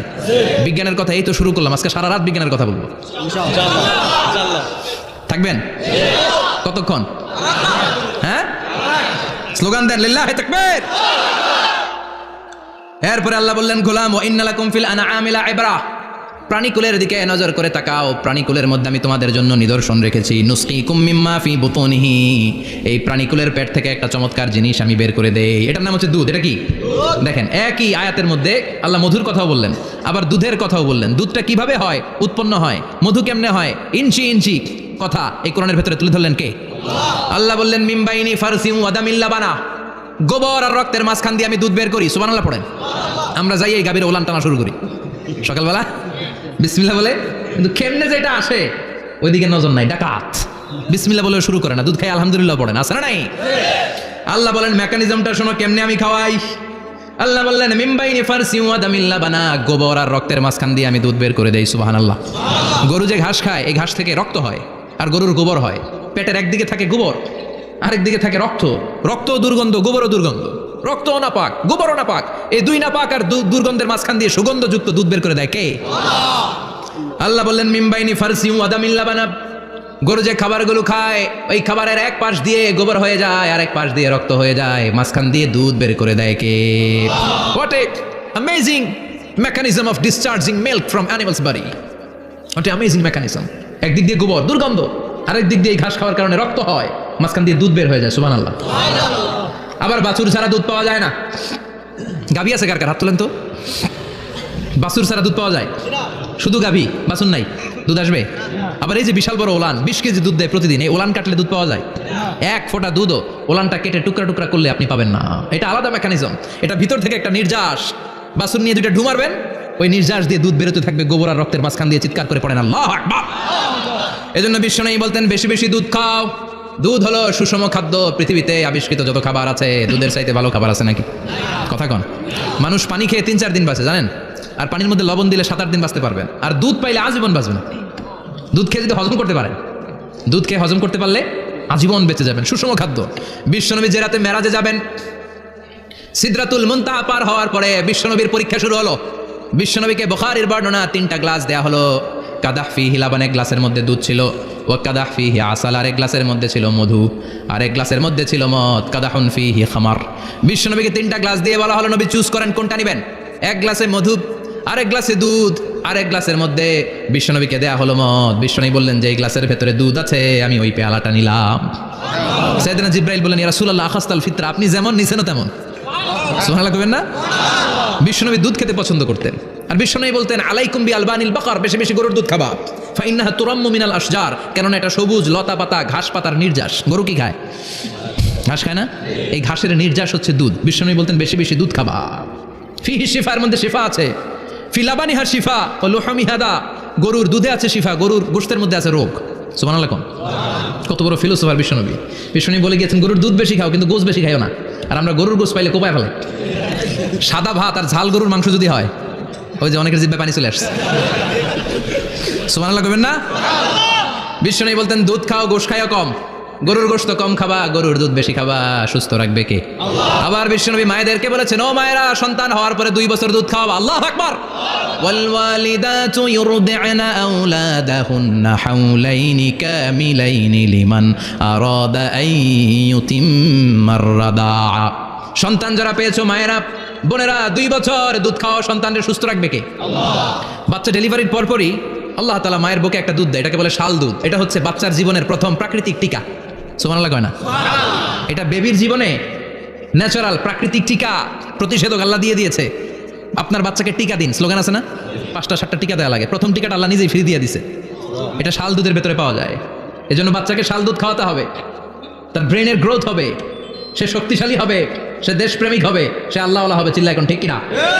যে মায়েরা বাচ্চারে দুধ খাওয়ায় ওই বাচ্চারা মায়েরে ভালোবাসে বেশি। আর যেই মাগুলো বাচ্চারে দুধ না খাওয়ায় আর ডানু খাওয়ায়, আর কি কি আছে, হরলিক্স আর সিরালেক, কমপ্লেট, যারা এগুলো খাওয়াবে, ডানু খাওয়াবে, যারা ল্যাকটোজেন খাওয়ায়, যারা বুকের দুধ খাওয়াতে চায় না কোনো কারণ ছাড়া, 2 বছর বাচ্চারে দুধ দিতে চায় না, এই বাচ্চাগুলো বড় হলে ওই মারে বৃদ্ধাশ্রমে দিয়ে আসবে। কথা কন, কথা কন। এজন্য মায়েরা, বোনেরা, সন্তান হলেই তাকে বুকের দুধ দিয়ে আল্লাহর পক্ষ থেকে যে টিকাটা, এই টিকাটা পেটের ভিতরে ঢুকাই দিতে হবে। চিল্লা এখন ঠিক কিনা? এটা হচ্ছে ন্যাচারাল টিকা। এজন্য আল্লাহ বললেন, ইয়াসিন ওয়াল কোরআনিল হাকিম। ইয়াসিন, বিজ্ঞানময় কোরআনের শপথ। কোরআনের মধ্যে বিজ্ঞান আছে না নাই? অভাব নাই। কয়টা শুনবেন? আল্লাহ কসমোলজির কথা বলেছে, অ্যাস্ট্রোলজি কথা। কসমোলজি হচ্ছে সৃষ্টি তত্ত্ব। কসমোলজি কি? সবাই বলেন কসমোলজি কি? আল্লাহ বললেন, আওয়ালাম ইয়ারাল্লাযীনা কাফারু আন্নাস সামাওয়াতি ওয়াল আরদা কানাতা রাতকান ফাতাকনাহুমা। কাফেররা কি দেখে না মহাবিশ্বের সব কিছু একসাথে মিলে ঝিলে ছিল, বিশাল এক বিস্ফোরণের মাধ্যমে আমি মহাবিশ্ব তৈরি করেছি। সুবহানাল্লাহ। আদিতে, শুরুতে কিন্তু সব আকাশ, বাতাস, জমিন, চন্দ্র, সূর্য, নক্ষত্র, গ্রহ, নীহারিকাপুঞ্জ, গ্যালাক্সি, ব্ল্যাক হোল, সব কিছু মিলেমিশে একসাথে ছিল। এটার ঘনত্ব ছিল খুব বেশি। মহাবিশ্বের সব কিছু ছিল একটা বিন্দু। এটাকে বিজ্ঞানীরা নাম দিয়েছে দ্য সিঙ্গুলারিটি, মহা একত্ব। এরপর একটা প্রচন্ড বিস্ফোরণের মধ্য দিয়ে মহাবিশ্ব সৃষ্টি হয়েছে। এটার ওরা নাম দিয়েছে বিগ ব্যাং থিওরি। কি নাম? স্টিফেন হকিং মারা গেছে না গত বছর নাকি? হ্যাঁ, বছর খানিক আগে মারা গিয়েছে। সবচেয়ে বড় পদার্থবিজ্ঞানী ছিল। সে একটা বই লিখেছে, from the brief history of time, a brief history of time from big bang two black hole. সেখানে সে প্রমাণ করেছে কোরআনের এই আয়াত, কানাতা রাতকান, মহাবিশ্বের সবকিছু একটা বিন্দু ছিল। চাঁদ, সূর্য, গ্রহ, তারা সব কি ছিল? কথা বলেন, সবাই বলেন। একটা মাত্র বিন্দু ছিল। আল্লাহ বলেন, don't the disbeliever observe that the heavens and earth were joint together then I separated with a gigantic sound explosion. সব একসাথে ছিল, চাঁদ, তারা, আকাশ, নদী, নালা সব একসাথে। তারপরে একটা বিকট বিস্ফোরণের মধ্য দিয়ে পৃথিবী হয়েছে, এ চাঁদ হয়েছে, চন্দ্র হয়েছে, সূর্য হয়েছে, মহাবিশ্বের সব কিছু এই মহাবিস্ফোরণের মধ্য দিয়ে হয়েছে। চিৎকার করে পড়েন আল্লাহু আকবার। এই যে ছোট্ট পৃথিবীতে আমরা বসে আছি, এই পৃথিবীর চেয়ে সূর্য 13 লক্ষ গুণ বড়। চিল্লায় পড়েন আল্লাহু আকবার। এটা কি বাড়ির কাছের কথা? 13 লক্ষ গুণ বড়, কল্পনা করা যায়? তার মানে কি সূর্যই সবচেয়ে বড়? না, সূর্যের চেয়ে অনেক বড় বড় তারা আছে। ব্যাটেলজিউস নামে একটা তারা আছে মহাকাশে, যেটা যে সূর্য পৃথিবীর চেয়ে 13 লক্ষ গুণ বড়। এই ব্যাটেলজিউস তারা সূর্যের চেয়ে 33 কোটি গুণ বড়। এই ব্যাটেলজিউস তারাটাই কি সবচেয়ে বড়? না, এর চেয়েও কত বড় তারা যা আছে কোনো হিসাব নাই। এরকম বিশাল বিশাল তারা ঘুরতে ঘুরতে মাওয়াকিউন নুজুম, ব্ল্যাক হোল নামে একটা রেঞ্জ আছে। এই রেঞ্জের মধ্যে যদি ঢুকে যায়, ছোট্ট বাচ্চার মুখে চকলেট দিলে বাচ্চা যেমনি চকলেট চুষে খেয়ে ফেলে, এই বিশাল বিশাল তারাগুলো ব্ল্যাক হোলের মধ্যে ঢুকলে এক মুহূর্তের মধ্যে নিঃশেষ হয়ে যায়। চিল্লায় পড়েন আল্লাহু আকবার। এজন্য আল্লাহ বললেন, ফালা উকসিমু বিমাওয়াকিউন নুজুম। এই তারকা নিঃশেষ হওয়ার যে জায়গাটা, এই জায়গার কসম আমি কোরআনের মধ্যে খেলাম। এই ব্ল্যাক হোলের রেঞ্জের ভেতরে তারা আসলে মুহূর্তের মধ্যে নিঃশেষ বানিয়ে দেয় কে?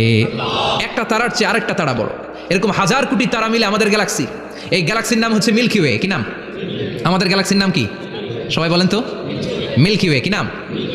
এরকম একটা গ্যালাক্সি না, লক্ষ কোটি গ্যালাক্সি আছে। আমাদের গ্যালাক্সির পরে সবচেয়ে কাছের গ্যালাক্সির নাম অ্যান্ড্রোমেডা। কি নাম? এই অ্যান্ড্রোমেডা গ্যালাক্সি আমাদের গ্যালাক্সি থেকে 2.5 মিলিয়ন লাইট ইয়ার দূরে, মানে 25 লক্ষ লাইট ইয়ার। সুবহানাল্লাহ কইবেন না? আলোর গতি হচ্ছে পৃথিবীতে সবচাইতে বেশি বর্তমান সময় পর্যন্ত। জানেন সেকেন্ডে কত মাইল? 1,86,000 মাইল। 1 সেকেন্ডে আলো ছুটে 1,86,000 মাইল বেগে। এত ব্যাগের কোনো প্লেন বা রকেট নিয়ে যদি আপনি আমাদের গ্যালাক্সি থেকে মিল্কি ওয়ে থেকে অ্যান্ড্রোমেডাতে যেতে চান, তাহলে আপনার 25 লক্ষ বছর লেগে যাবে। সুবহানাল্লাহ বাড়িতে যায় বলেন। এরপর আল্লাহ বললেন, ওয়াস সামাআ বানাইনাহা বিআইদিন ওয়া ইন্না লামুসিউন। আকাশ আমি বানালাম গ্যালাক্সি আমি বানালাম, বানানোর পর থেকে সবগুলোর আমি প্রশস্ত করতে শুরু করে দিলাম। সব ছিল ক্ষুদ্র, একটা বিন্দুর মধ্যে আমি বিস্ফোরণ করলাম, একটা আওয়াজ দিয়ে। আওয়াজটা ছিল কুন। আওয়াজটা ছিল কি? জোরে কন, আবার কন। কুন ফায়া ইন্নামা আমরুহু ইযা আরাদা শাইআন আন ইয়াকুলা লাহু কুন ফায়াকুন। আল্লাহ যখন কিছু করতে চান শুধু বলেন কুন, শুধু বলেন বি। কুন মানে বি, ইট ওয়াজ, এটা হয়ে যায়। হাও বলতে দেরি। এই মহাবিস্ফোরণের নেপথ্যে যে শব্দটা ছিল সেটা ছিল কুন। সেটা ছিল কি? আল্লাহ কুন বলতে দেরি, মুহূর্তের মধ্যে বিগ ব্যাং, বিশাল এক্সপ্লোশন, তারপর থেকে মহাবিশ্ব ছড়াচ্ছে। আল্লাহ বলছেন এই কোরআনের ভেতরে বলে দিয়েছেন ওয়া ইন্না আলা মুসিউন, আমি এই মহাবিশ্বকে, এই গোটা ইউনিভার্সকে আমি প্রতিনিয়ত সম্প্রসারিত করছি। প্রতিনিয়ত এটা বড় হচ্ছে, সম্প্রসারিত হচ্ছে। চিল্লায় বলেন আল্লাহু আকবার। আজ থেকে মাত্র 20 বছর আগে এটা তারা আবিষ্কার করেছে। এটা কোন সাল? 2020 বছর পেছনে গেলে কত? 1998, তাই না? এই 1998 সালে তারা আবিষ্কার করেছে সুপারনোভা কসমোলজি প্রজেক্ট। এই সুপারনোভা কসমোলজি প্রজেক্টে তারা এই সিদ্ধান্তে এসেছে যে মহাবিশ্ব কোন নামক এক বিস্ফোরণের পর থেকে যে সম্প্রসারিত হচ্ছে, আজ পর্যন্ত এটা শুধু বাড়ছে আর বাড়ছে, অ্যাক্সেলারেটিং হচ্ছে, এক্সপান্ডিং হচ্ছে, এটা কমছে না। কিয়ামত পর্যন্ত এটা বাড়তেই থাকবে। চিৎকার করে পড়েন আল্লাহু আকবার। এজন্য আল্লাহ বললেন ইয়াসিন ওয়াল কোরআনিল হাকিম, বিজ্ঞানময় প্রজ্ঞাময় কোরআনের শপথ। এই কোরআনের ভেতরে আমি কসমোলজির কথা বলেছি, অ্যাস্ট্রোলজির কথা বলেছি, জিওলজির কথা বলেছি, ফিজিক্সের কথাও বলেছি। সুবহানাল্লাহ। ফিজিক্স মানে কি? পদার্থ। পদার্থের সবচেয়ে বড় উপাদান হচ্ছে লোহা। লোহার কথা কিন্তু কোরআনে নাই। আছে? কই আছে? হ্যাঁ, সূরাতুল হাদিদ, লোহার নামে একটা সূরা দিয়েছে আল্লাহ কোরআনে। সুবহানাল্লাহ পড়বেন না?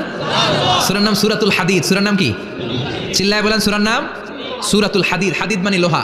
আল্লাহ বললেন ওয়া আনজালনাল হাদিদা ফীহি বাসুন শাদীদ।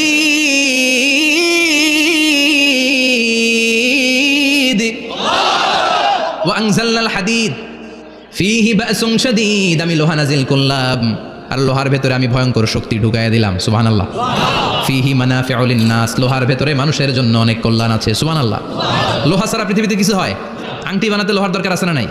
ঘড়ি বানাতে, গাড়ি বানাতে, বাড়ি বানাতে, মোবাইল বানাতে, হেলিকপ্টার, প্লেন, রকেট, মাইকের স্ট্যান্ড। সুবহানাল্লাহ।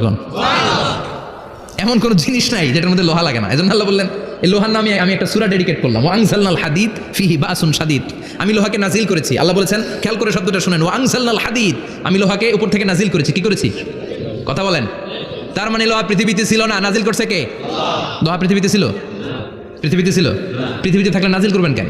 এই যে কোরআনটা পৃথিবীতে আগে ছিল, নাজিল করছে কে? কোন ফেরেশতাকে দিয়ে?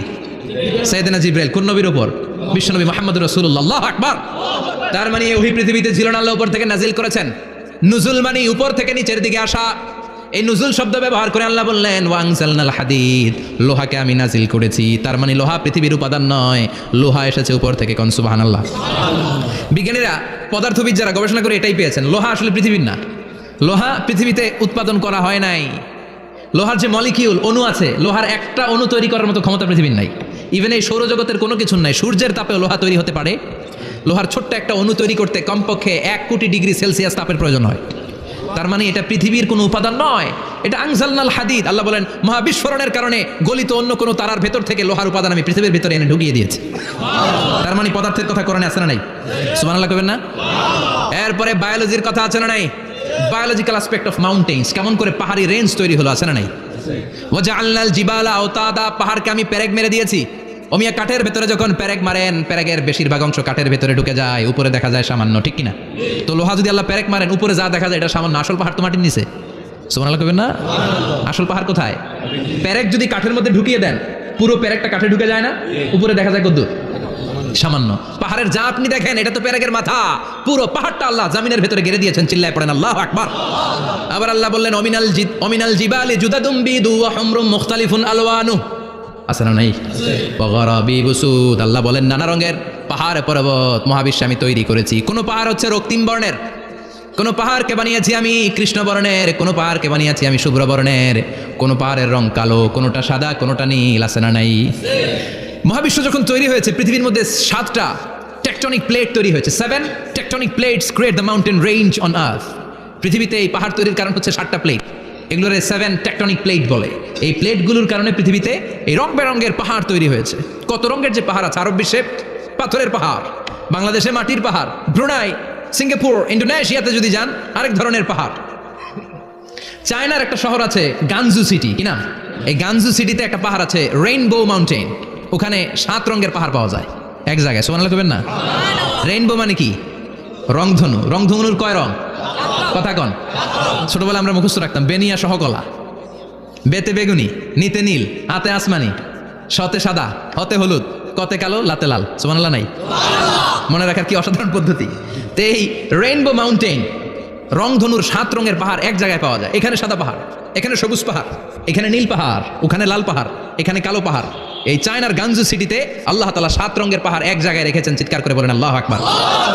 তার মানে বায়োলজির কথাও কোরআনের ভেতরে আছে না নাই? এরপর আল্লাহ বললেন কেমন করে আকাশ থেকে আমি পানি নাজিল করে, এটাও কোরআনে আছে না নাই? আমরা ছোটবেলা পড়েছি ওয়াটার সাইকেল, হাইড্রোলজিক্যাল সাইকেল, কেমন করে সূর্যের তীব্র তাপ সাগর থেকে পানিকে জলীয় বাষ্প করে উপসে নেয়, উপরে নিয়ে সেটাকে পুঞ্জীভূত করে দেয়, ঘনীভূত করে দেয়, মেঘ হয়ে যায়, সেখান থেকে ঝিরি ঝিরি ঝিরি ঝিরি বৃষ্টি পড়ে, আছে না নাই? আর ওই বৃষ্টির গান আমরা গাই, এই বৃষ্টি ভেজা রাতে তুমি চলে যেও না। ওই বৃষ্টি পেয়ে আল্লাহর কাছে দোয়া করে না? বিশ্বনবী বলেন রহমতের বৃষ্টির নিচে দাঁড়িয়ে কেউ যদি হাত তুলে দোয়া করে, ওই দোয়া কবুল করে কে? আবার আকাশের মধ্যে মেঘের ঘনঘটা দেখলে বিশ্বনবী পেরেশান হয়ে যেতেন, হয়রান হয়ে যেতেন, আর আল্লাহর কাছে বলতেন আল্লাহ এই মেঘ দিয়ে তুমি আমাদেরকে আযাব দিও না, তুমি আমাদেরকে গজব দিও না, তুমি আমাদেরকে শেষ করে দিও না, এই মেঘ থেকে তুমি আমাদেরকে রহমতের বৃষ্টি দাও। পড়ে না আমিন। বৃষ্টি দেখলে বিশ্বনবী বলতেন আল্লাহুম্মা সাইয়িবান নাফিআ ইয়া গাউসু আগিসনা গাউসান মুগীসান মারিআন মারিআন নাফিআন গায়রা দার আজিলান গায়রা আজিল। হে আল্লাহ এই বৃষ্টি থেকে তুমি ঠান্ডা রহমতের পানি দাও। কি দাও? আল্লাহ মেঘে দে পানি দে ছায়া দে রে তুই, আল্লাহ মেঘে দে, পড়েন পড়েন, আল্লাহ মেঘে দে পানি দে ছায়া দে রে তুই, আল্লাহ মেঘে দে। এই ওয়াটার সাইকেলের কথা আল্লাহ বলেছেন। আলম তারা আন্নাল্লাহ ইউসজি সাহাবান, কাফের নাস্তিক যেগুলো সমাজের আবর্জনা খড়কুটা, ওরা কি দেখে না কেমন করে আমি বাতাসকে জলীয় বাষ্প করে আকাশে তুলি, বায়ুমণ্ডলে নিয়ে যাই, সুম্মা ইউআল্লিফু বাইনাহুম, জলীয় বাষ্পগুলারে তখন আমি ঘনীভূত করি, সুম্মা ইয়াজআলুহু রুকামান, এরপরে আমি মেঘে পরিণত করি, ফাতারাল ওয়াদকা ইয়াখরুজু মিন খিলালিহি, তারপর মেঘের ভেতরে থেকে ঝিরি ঝিরি ঝিরি ঝিরি বৃষ্টি নাজিল করে কে? আবার আল্লাহ বললেন পানি থেকে আমি পৃথিবীর সব প্রাণগুলারে বানালাম, ওয়াজআলনা মিনাল মাই কুল্লা শাইইন হাইয়্যা ফালা ইয়াকিলুন, পানির ভেতরে থেকে সব প্রাণের উৎপত্তি পৃথিবীর মধ্যে ঘটিয়ে দিয়েছে কে? বিজ্ঞানীরা স্বীকার করেছে পৃথিবীতে যত প্রাণ পাওয়া যায়, যত প্রাণের ব্লুপ্রিন্ট পাওয়া যায়, সব এসেছে পানি থেকে। চিৎকার করে বলেন কোত্থেকে? পানি নাই তো প্রাণ নাই, পানিও আছে প্রাণও আছে। কোন সুবহানাল্লাহ। বিজ্ঞানীদের ধারণা, তারা ধারণা করে বলেছে পৃথিবীর প্রথম প্রাণের নাম হচ্ছে অ্যামিবা। কি নাম? ওরা বলেছে এটা এককোষী জীব, it's a very small unicellular organism found ever in the world. পৃথিবীতে পাওয়া প্রথম এককোষী প্রাণীর নাম হচ্ছে অ্যামিবা। এটা এসেছে শৈবালের মতো, এরপরে জুপ্লাংটন, ফাইটোপ্লাংটন, ব্যাকটেরিও প্লাংটন, একটার পর একটা স্পিসিজ প্রজাতি পৃথিবীতে ডেভেলপ করেছে। কোন সুবহানাল্লাহ। এই পানির কথা কোরআনের ভেতর বলে দিল কে? এজন্য আল্লাহ বললেন ওয়াল কোরআনিল হাকিম, বিজ্ঞানময় কোরআনের শপথ। এই কোরআনটা বিজ্ঞানের ঠাসা, এই কোরআন আশ্চর্যের শেষ নাই, এই কোরআন কোনোদিন পুরাতন হয় না। এই কোরআনের ভেতরে আল্লাহ দিয়েছেন হেদায়েতের মশাল, আর কোরআনটাকে বানিয়েছেন বিজ্ঞানের সুউচ্চ মিনার জোরে। কোন সুবহানাল্লাহ। তার মানে কোরআনে আমরা কি পেলাম? দুধের কথা পেলাম, মধুর কথা পেলাম, কিভাবে ডায়েট করবেন সেটা আমরা পেলাম, আমরা কসমোলজি পেলাম, অ্যাস্ট্রোলজি পেলাম, বায়োলজি পেলাম, ফিজিক্স পেলাম, ওয়াটার সাইকেল পেলাম। এবার পাতালপুরের কথার দরকার আছে না নাই? পৃথিবীর একেবারে গভীরতম গভীরে কি আছে? এটা কিন্তু কোরআনে নাই, আছে। পৃথিবীর মাঝখানে যে উত্তপ্ত লাভা আর আগুন, এটা আপনারা জানেন? পৃথিবীর উপর দিয়ে আমরা ঠান্ডা পৃথিবীতে ঘুরে বেড়াই, কিন্তু এর ভিতরে কিন্তু আগুন, লাভা। আল্লাহ কোরআনের মধ্যে ফুটন্ত টকবগে সাগরের কসম খেয়েছেন। আল্লাহ বলেছেন ওয়াল বাহরিল মাসজুর,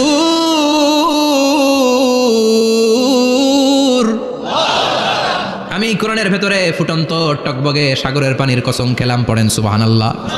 সাগরের পানির ফুটন্ত টকবগে সাগরের পানির কসম। সাগরের পানি আবার ফুটন্ত হয় কি করে? পানি কি হয়? ঠান্ডা। পানি কি? কথা বলেন। আল্লাহ পৃথিবীর ভেতরকার কথা চিন্তা করে বলেছেন ওয়াল বাহরিল মাসজুর। ইউনাইটেড স্টেটস অফ আমেরিকার নেভাল একাডেমির সায়েন্টিস্টরা এই আয়াতের উপর রিসার্চ করেছে যে সাগরের ভেতরে আবার এই ঠান্ডা পানির ভেতরে আবার উত্তপ্ত আগুনের লাভা আসলো কোত্থেকে। রিসার্চ করার জন্য তারা সাগরের ভেতরে পাইপ ঢুকিয়েছে। পাইপ ঢুকাতে ঢুকাতে অনেকগুলো লেয়ার তারা পার করেছে। রূপান্তর শিলার স্তর, পাললিক শিলার স্তর, আগ্নেয়গিরির শিলার স্তর, মার্বেল পাথরের অনেকগুলো শিলার স্তর পেরিয়ে যাওয়ার পরে তারা পাইপ ঢুকানোর পরে দেখতে পেয়েছে পাইপগুলো গলে যায়। পাইপগুলো কি হয়? তার মানে ভিতরে কি আছে? গত কয়েক মাস আগে জাপানে কিছু জিওলজিস্ট, ভূতত্ত্ববিদ, তারা গবেষণা করে পৃথিবীর এক মাথা থেকে আরেক মাথায় যেতে চাচ্ছে, মানে প্রতিবাদ স্থান। বাংলাদেশের এখান থেকে ছিদ্র করলে আপনি দক্ষিণ আমেরিকার চিলির সান্টিয়াগোতে যেয়ে উঠবেন। কথা বুঝতে পেরেছেন? তার মানে বাংলাদেশের প্রতিবাদ স্থান হচ্ছে দক্ষিণ সাউথ আমেরিকার চিলির সান্টিয়াগো। আবার ইন্ডিয়া থেকে ছিদ্র করতে করতে পৃথিবীর আরেক মাথা দিয়ে উঠবেন। সুবহানাল্লাহ বলেন। এটা তারা শুরু করেছে কিন্তু এখনো সফল হয় নাই। ইউএস এর নেভাল একাডেমির সায়েন্টিস্টরা পাইপ ঢুকাতে ঢুকাতে দেখে একটা পর্যায়ে শেষে পাইপ আর ঢুকানো যায় না, পাইপগুলো পৃথিবীর ভেতরে যেতে যেতে গলে গলে পানি হয়ে যায়। সুবহানাল্লাহ কবেন না?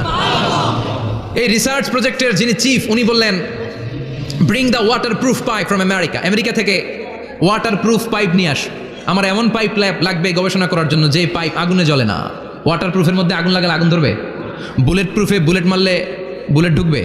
মাননীয় প্রধানমন্ত্রী শেখ হাসিনা যে গাড়িতে করে চড়ে, এটা বুলেট প্রুফ কার? গুলি মারলে ঢুকবে? আবার গুলি মারতে যায় না, 14 গোষ্ঠী উদ্ধার করে ছাড়বে আপনার, খবরদার। তো আমেরিকা থেকে ফায়ার প্রুফের পাইপ নিয়ে আসা হলো। নেভাল একাডেমির চিফ সায়েন্টিস্ট পাইপ ঢুকাতে আরম্ভ করলেন। ঢুকাতে ঢুকাতে পৃথিবীতে কিন্তু অনেকগুলো স্তর আছে, এই যে বালু মাটি, সব কিন্তু বালু মাটি নয়। আপনি খুঁড়তে খুঁড়তে পেয়ে যাবেন পাললিক শিলা, এরপরে রূপান্তরিত শিলা, এরপরে মার্বেল পাথরের শিলা, এরপরে শুরু হবে গরম আগ্নেয়গিরির শিলা।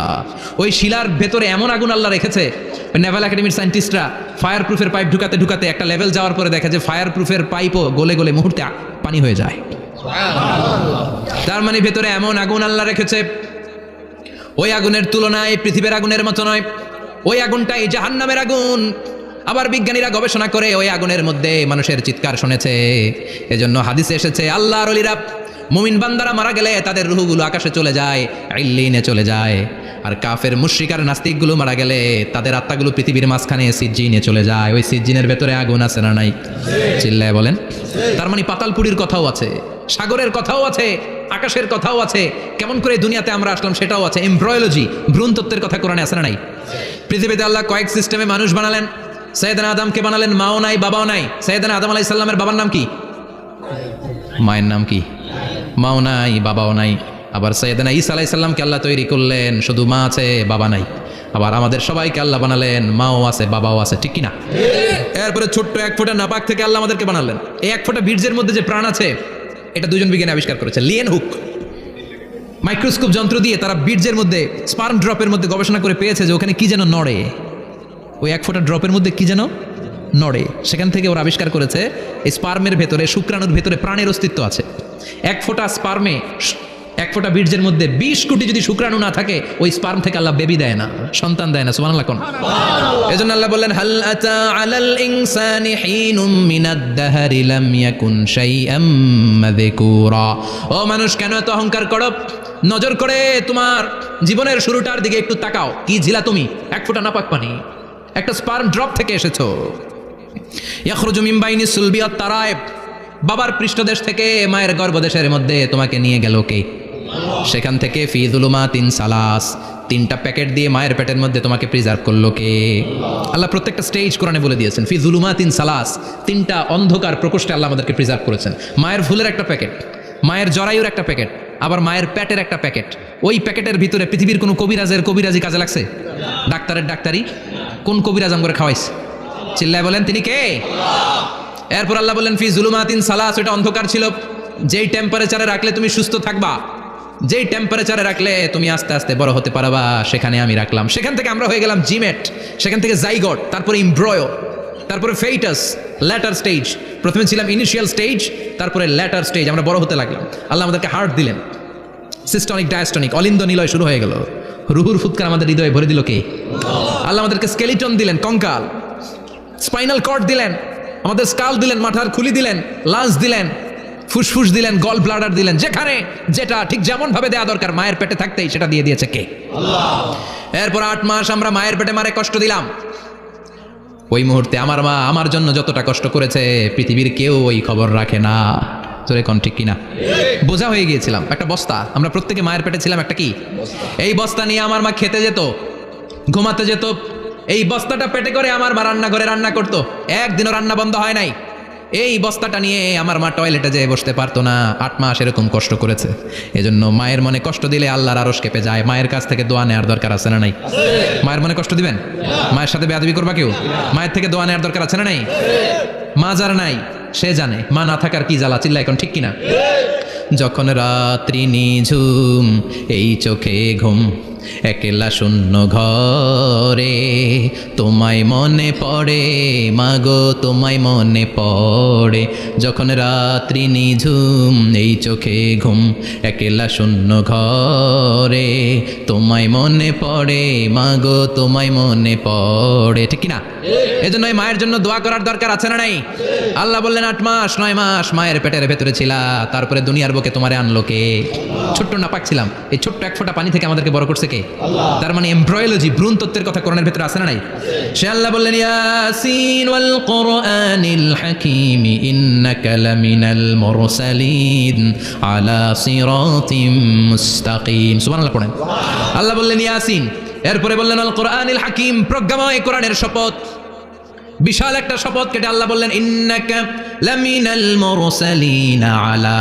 সিরাতিম মুস্তাকিম ইন্নাকা লামিনাল মুরসালিন অবশ্যই অবশ্যই নবী হে আপনি রাসূলদের অন্তর্ভুক্ত চিল্লায় এখন সুবহানাল্লাহ তিনি যে রাসূল এটার সার্টিফিকেট এই আয়াতে দিয়েছে কে এরপর আল্লাহ বললেন আলা সিরাতিম মুস্তাকিম ও নবী আপনি সিরাতুল মুস্তাকিমের উপর আছেন যেই দোয়াটা প্রতিটা নামাজের মধ্যে প্রতিদিন প্রত্যেক রাকাতে সূরা ফাতিহাতে আমরা পড়ি ইহদিনাস সিরাতাল মুস্তাকিম ও আল্লাহ show us the right path show us the correct path আপনি আমাদেরকে সোজা পথ দেখান আল্লাহ এখানে সার্টিফিকেট দিলেন নবী গো লক্ষাধিক পয়গম্বর যে আমি পেয়েছি তাদের শ্রেষ্ঠতম রাসূল করে আমি আপনাকে প্রেরণ করেছি আর হেদায়েতের সুউচ্চ মশাল দিয়ে আমি আপনাকে সিরাতুল মুস্তাকিমের উপর রেখেছি চিল্লায় পড়েন আল্লাহু আকবার এইজন্য এই বিজ্ঞানময় কোরআনের সাথে নিজেদের সম্পর্ক বাড়ানোর দরকার আছে না নাই কোরআন পড়লে দুনিয়া এবং আখিরাতে মর্যাদা বাড়ায় দিবে কে কোরআনের আইন দিয়ে সমাজটারে সাজানোর দরকার আছে না নাই কোরআন দিয়ে আমাদের সমাজটা সমৃদ্ধ হোক আমরা চাই কি চাই না কোরআন দিয়ে আমার সংসদ ভবন চলুক আমার 300 জন মেম্বার অফ দ্য পার্লামেন্ট কোরআনের আয়াত দিয়ে সংসদে কথা বলুক আমরা চাই কি চাই না আমাদের মিলিটারিগুলো কোরআনের আওতায় চলুক